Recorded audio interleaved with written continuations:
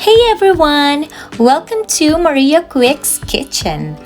For today's video, I'll be sharing with you how to cook ribs at home with my very own sauce recipe. So if you're interested, just keep on watching.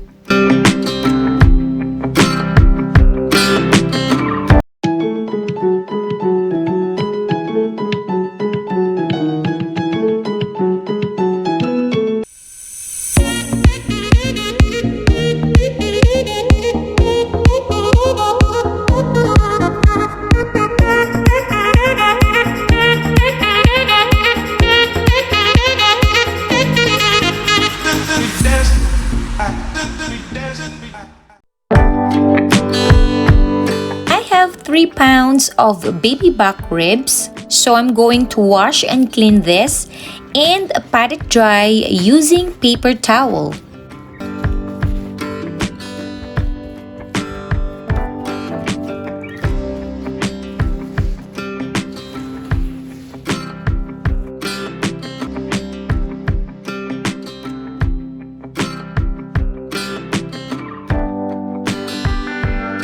So here's what I've learned in cleaning the ribs, and I'm going to share it with you.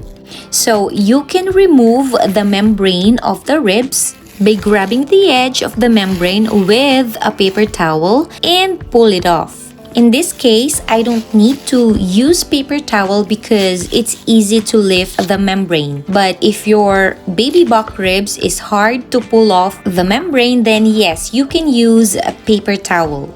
You can cut off excess skin because that's the chewy part of the ribs.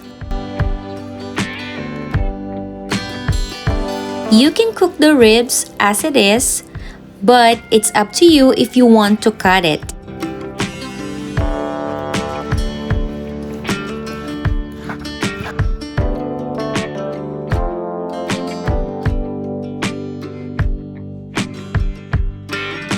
For our coating, we need brown sugar, fine salt, ground black pepper, mushroom granules, paprika, chili powder, cayenne, 5 spice, but this is optional, garlic powder, and onion powder. Then mix until it combined.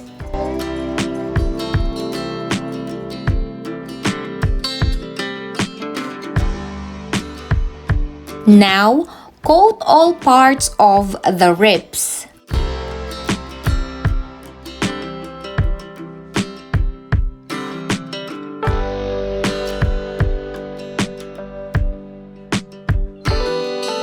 And arrange them in the baking dish.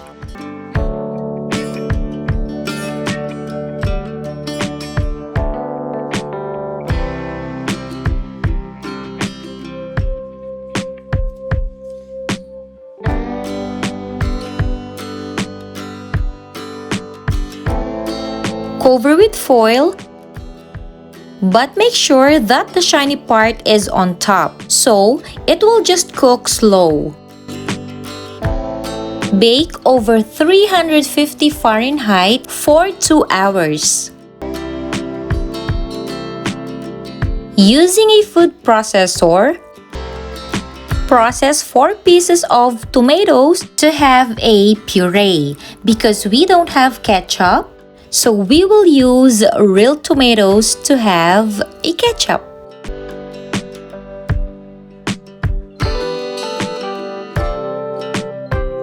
Next, we will process 1 whole onion. So actually, having this food processor, it can save time. So if you are planning to buy one, you can click the link below if you're interested.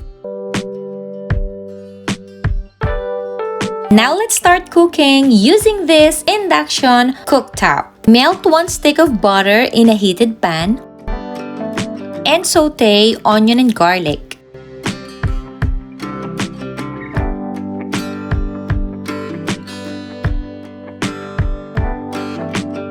Add a puree and stir. Pour in together orange juice, Worcestershire sauce, and honey. Add brown sugar. Add salt and black pepper to taste.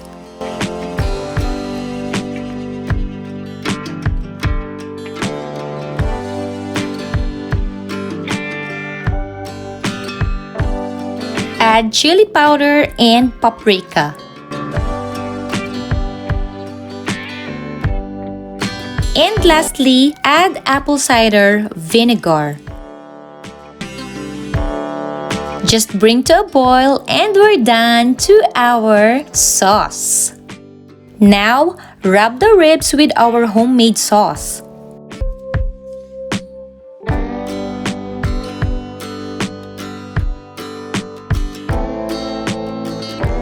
Put it back to oven and bake for another 5 minutes. So after 5 minutes, flip all the ribs and we will just repeat the rubbing process.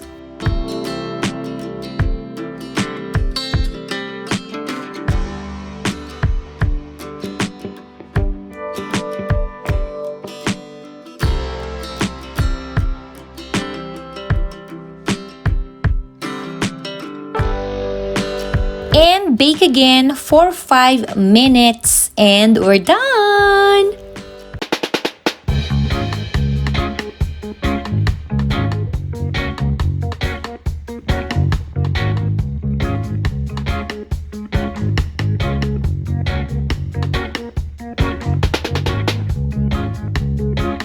And for garnishing, garnish with green onions. And there you have it, guys. I hope you like this video. If you do, just give me a thumbs up.